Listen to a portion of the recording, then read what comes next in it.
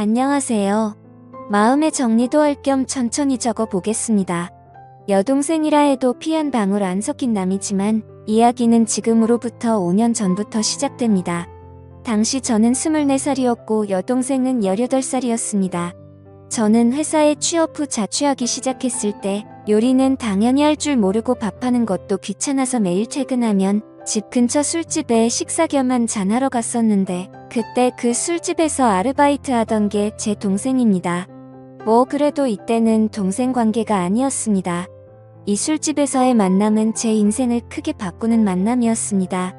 주사일은 밥 먹으러 다니니까 점장님도 기억할 수 있었고 저도 반대로 대충 어떤 아르바이트생이 있는지도 기억하고 있었습니다.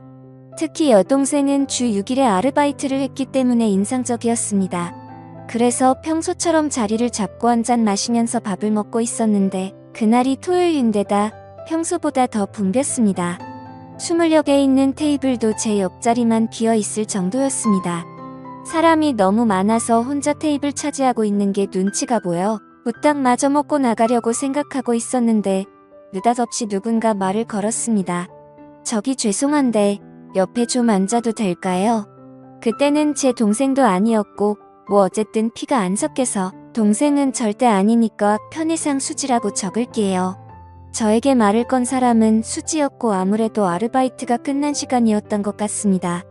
아르바이트 끝나고 식사를 하기 위한 자리가 제 옆밖에 안 비어 있었던 거죠. 저는 앉아도 된다고 했습니다. 하지만 그와 동시에 복장을 초라한 애 눈이 갔습니다. 제 또래의 여자로 보이는데 꽤 묻은 티셔츠에 촌스러운 청바지 그리고 낡은 컨버스.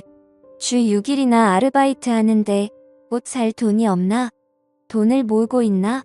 라는 의문이 들어도 머릿속의 생각으로만 끝났지 물어볼 수는 없었습니다. 그날은 결국 대화다운 대화도 나누지 못했지만 왠지 호기심이 생겼습니다. 수지가 자리에서 일어난 후 가게 점장님께 수지에 대해서 무심코 물어봤습니다. 수지 씨는 뭔가 앞이라도 모으고 있어요? 훌륭하네요. 나이도 젊은데 왜 그렇게 생각해? 아니 올 때마다 항상 아르바이트를 하고 있고 또 잘 안 사 입는 것 같아서요. 아니 쟤는 집안 사정이 많이 복잡해. 사정이 많이 딱해. 그래서 안타까워서 아직 고등학생이지만 아르바이트 쓰는 거야. 아 그래요. 고등학생인데 참 대단하네요. 반했어. 반하진 않았지만 왠지 모르게 흥미를 갖게 되었습니다. 그래서 기분 나쁘지 않은 수준으로 가게에서 말을 걸거나 자연스럽게 들리는 이야기들을 듣기를 3개월 정도 계속하던 어느 날 우연히 제가 가게 뒷문을 나온 타이밍에 수지가 가게 뒤에서 고함을 지르는 목소리를 들었습니다. 근처로 가보니 통화 중이었고 들으려고 했던 건 아닌데 고함을 지르는 모습에 무슨 일인지 궁금하여 근처에서 통화하는 것을 엿들었습니다. 들려온 내용은 자세하게 못 알아들었는데 뭔가 돈 때문에 혹신각신하는 것 같았습니다. 어제 30만 원 줬는데 왜? 이런 대화였습니다. 대충 통화가 끝났을 무렵 이번에는 서럽게 우는 소리가 들려왔습니다. 자주 봐서 친하다고 착각한 저는 그 순간 무슨 일인지 몰라도 도와주지 않으면 안 된다는 생각에 용기를 내서 말을 걸었습니다. 밤늦은 시간에 가게 뒤에서 울고 있는 여자에게 양복 입은 직장인이 말을 건네는 건 이상한 모습으로 보이겠지만 그런 건 개의치 않았습니다.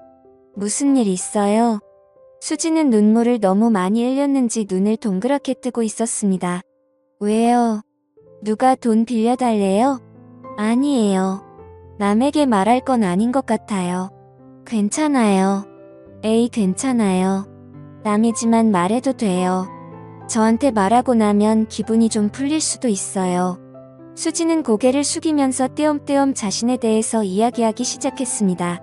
아버지는 없으시고 어머니뿐인데 집에 정말 돈이 없는데 어머니는 전혀 일하지 않으시고 수지가 번 돈으로 생활을 하고 계신다는 겁니다. 나라에서 나오는 돈이 있으면 그 돈으로는 사치를 하시고 생활비는 전부 수지가 드리는데도 불구하고 어머니는 돈이 떨어지면 수지한테 전화해서 막말을 하셨다고 합니다. 그래서 정말 못 사는 동네에서 겨우겨우 살고 있는데 최근엔 전기세랑 가스세도 못 내고 있어서 힘들어서 울었다고 하더라고요. 얘기를 들으면서 저도 모르게 눈물이 났습니다. 저는 얘기를 다 듣고 제 지갑에 있는 돈을 모두 꺼내 수지한테 줬습니다. 수지는 절대 못 받는다고 했는데 저는 그냥 막무가내로 줬습니다. 언제든지 괜찮으니까 갚을 수 있을 때 돌려달라고 했습니다. 그래도 수지는 계속해서 거절을 했습니다. 괜찮으니까 받아요. 나중에 못 갚더라도 상관없으니까 받아도 돼요. 돈 안 갚는다고 겁주는 그런 사람 아닙니다. 이 말을 듣고 되게 고마워하며 제가 준 돈을 받았습니다. 그 후 수지를 집에 데려다주고 연락처를 교환했습니다. 수지네 집은 정말 비바람만 겨우 막을 수 있을 것 같은 아주 오래된 주택이었습니다. 그걸 보고 저는 울컥하는 기분이 들었습니다. 돈은 2주 뒤에 돌려줬습니다. 저는 무슨 일이 있을 때마다 수지를 신경 썼습니다. 아르바이트만 하니까 공부가 소홀해진 건 아닌지 그런 생각이 들어서 가르쳐주거나 집에 안 쓰는 물건 같은 것도 주고 했습니다. 고등학생과 사귀는 사이거나 그런 건 절대 아니었고 친구처럼 꽤 친해져서 제 집에도 자주 들락날락했습니다. 알게 된 지 1년 정도 지난 시점에는 살이 빠져서 안색도 별로 안 좋아 보였던 애가 누가 봐도 건강하게 보일 정도로 살도 붙었습니다. 예전에 저를 만나기 전에는 아침 점심 거르고 하루에 한 끼 먹는 게 전부였다고 했습니다. 상상만 해도 또 눈물이 나네요. 그래서 저는 제 집에 놀러 올 때면 먹고 싶은 거 항상 사주고 아르바이트 끝나면 배가 찢어지게 먹을 수 있도록 해줬습니다. 그러다 수지가 고등학교 졸업이 얼마 안 남을 무렵의 한밤중에 저에게 전화를 했습니다. 상당히 동요하는 목소리였고 숨을 제대로 못 쉬는 것 같았습니다. 통화로는 대화가 어려웠고 결국 저는 수지의 집으로 향했습니다. 집에 도착하니 수지가 나왔는데 눈물 범벅인 얼굴과 토사물이 얼굴과 옷 여기저기에 묻어 있었습니다. 천천히 진정시키고 무슨 일이냐고 물으니 어머니께서 갑작스레 심장마비로 술집 화장실에서 쓰러졌다는 겁니다. 계속 눈물만 흘리고 어쩔 줄 몰라 하는 수지를 데리고 어머니께서 옮겨진 병원으로 함께 갔습니다. 병원에 도착하자 이미 어머니께서는 안치소 같은 곳에 있었습니다. 같이 술을 마셨던 것 같은 아저씨가 거기에 있었습니다. 화장실에서 멀리 볼 때 심장마비를 일으켰나봐 수지는 계속 울었고 저도 어떻게 해야 할지 몰라서 저는 그냥 나왔습니다. 근데 그때나 지금이나 저는 깊이 생각을 안 한다던가 제멋대로인 면이 있는 건 알고 있지만 수지 어머니께서 쓰러지셨다고 했을 때 차라리 이게 잘된 게 아닐까 생각했습니다. 지금까지 수지를 괴롭혔고 수지도 자유로워질 수 있다고 생각했거든요. 하지만 수지는 효도를 못했다던가 자기가 신경 쓰지 않았기 때문에 죽었다면서 흐느끼어 울었습니다.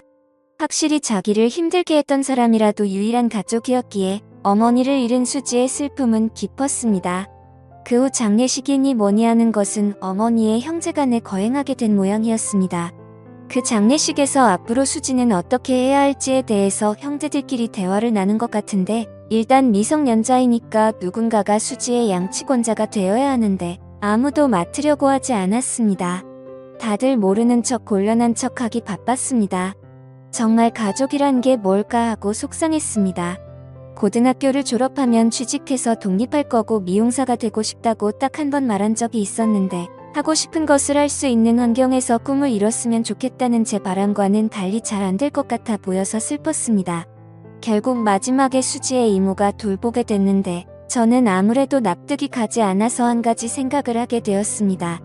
여자친구도 아니고 미성년이고 주위의 시선들도 신경 쓰였지만 그래도 저는 수지가 행복하길 바랬습니다. 제가 행복하게 해준다거나 그럴 자신도 없었지만 제 입이 먼저 움직였습니다. 수지야, 우리 집으로 와네. 돈 없지? 그러니까 우리 집에서 살아. 무슨 생각이에요? 그동안 힘들었잖아. 앞으로는 그만 힘들었으면 좋겠어. 그러니까 내 동생으로서 우리 집에 와서 살아. 여동생이요. 그럴 순 없어요. 몇몇 대화를 더 나눴는데 결국 수지가 결정하기까지 일주일 정도 걸렸고 최종적으로 반년 동안만 신세 지는 걸로 해서 제 집에 오기로 했습니다. 일단 친권자가 되신 아주머니께 허락을 받기 위해서 면담을 했더니 아니나 다를까 흔쾌히 승낙을 하셨습니다. 그때의 표정은 짊어지던 짐이 없어진 것 같은 안도의 표정이셨는데 평생 잊지 못할 표정이었습니다. 그리고 저와 수지의 남매 생활은 고등학교 졸업을 기점으로 시작되었습니다. 같이 살기 시작했을 때 뒤늦게 제 부모님께도 말씀을 드렸는데 특히 아버지께서 너는 훌륭한 남자야. 라며 상당히 응원해 주셨기 때문에 큰 걱정 없이 수지를 돌볼 수 있었습니다. 졸업 후 바로 취업하려던 수지는 제가 극구 반대를 해서 1년 재수 후에 미용 전문학교에 입학을 했습니다. 재수하는 1년 동안은 틈틈이 아르바이트도 하면서 집안일도 했습니다. 집안일도 처음에는 형편없었는데 점점 더 능숙해졌고 아르바이트에서 번 돈으로 매달 생활비도 보탠다고 하는 걸 말리다 보니까 반년만 신세진다던 약속이 어느새 학교도 졸업하고 취업도 했습니다. 처음에는 촌스럽게 차를 입었었는데 정말 예쁜 여자가 돼서 학교 졸업식에서 신세진 사람에게 메시지를 전하는 자리에서 다들 부모님이나 선생님을 얘기했는데 수지만 혼자서 탱탱씨 고맙습니다 하면서 메시지를 읽는데 눈물이 핑 돌더라고요. 처음에는 다음 달에 꼭 저에게 신세진 거 갖고 나가서 살 거라는 게 말버릇이었는데 언제부턴가 조금만 더 지내도 될까요? 라는 게 말버릇이 되어 있었습니다. 그런 애매한 관계를 결국 계속해서 지금에 이르렀는데 최근에 수지가 우리의 관계를 확실히 하고 싶다는 말을 했습니다. 저는 20대를 거의 수지에게 바쳤고 여자로서 의식하지 않았다고까지는 말할 수 없지만 우연히 손이라도 스치면 수지는 겁을 먹는 듯 했었고 처음 2년 동안은 돌아가신 어머니한테 원망받는다고 밤이면 밤마다 울고불고 최근 1년 동안은 화가 치미는 일도 많았습니다. 그래도 언제부터 좋아했는지는 모르겠지만 행복하길 바라는 여자를 평생 행복하게 해주기 위해 프로포즈를 위한 반지를 샀습니다. 그리고 오늘 처음으로 만났던 술집에서 프로포즈를 했습니다. 상대도 어렴풋이 눈치는 채고 했었겠지만 실제로 프로포즈를 하니 펑펑 울면서 숨쉬기도 힘들어해서 대답이 좀처럼 돌아오지 않아 매우 초조했습니다. 나와 함께 끝까지 있어줄래? 지금까지 5년 동안 같이 있었는데 앞으로 10년, 20년 나와 함께 있어줄래? 닭똥 같은 눈물을 펑펑 쏟아내기 시작하는데 아르바이트생들 총 출동해서 축하해주려던 점장도 너무 소란스럽고 대답이 돌아오지 않아 초조함이 극에 다다를 때 진정이 된 수지가 그동안 너무 불안했다고 얘기를 하기 시작했습니다. 지금까지 너무 무서웠어요. 언젠가 헤어져야 하는데 계속 생각은 하는데도 신세는 계속 지고 있으니까 눈치 없이 민폐를 끼치는 건가 싶고 또 저 때문에 청춘을 망치신 것 같았어요. 그러니까 제가 아무리 좋아해도 좋아한다고 말하면 안 된다고 생각을 했어요. 엄마는 힘들게만 살다가 돌아가셨는데 나만 이렇게 행복하게 살면 못된 거라고 생각을 했어요. 눈물 범벅된 얼굴로 흐느끼며 여자로 안 보는 것 같아 괴로웠다는 등의 얘기 끝에 프로포즈를 받아줬습니다. 집으로 돌아오는 길에도 울었는데 집에 도착해서는 너무 늦게 프로포즈했다며 저에게 화도 냈습니다. 돌이켜보면 정말 그날 수지에게 말 걸어서 다행이라고 진심으로 생각합니다. 동시에 그때 제가 말을 걸지 않았다면 어떻게 되었을까 하고 생각하면 괴롭네요. 진심으로 사랑할 수 있는 사람을 만난 것에 하루하루 감사하면서 살겠습니다. 시청해주셔서 감사합니다.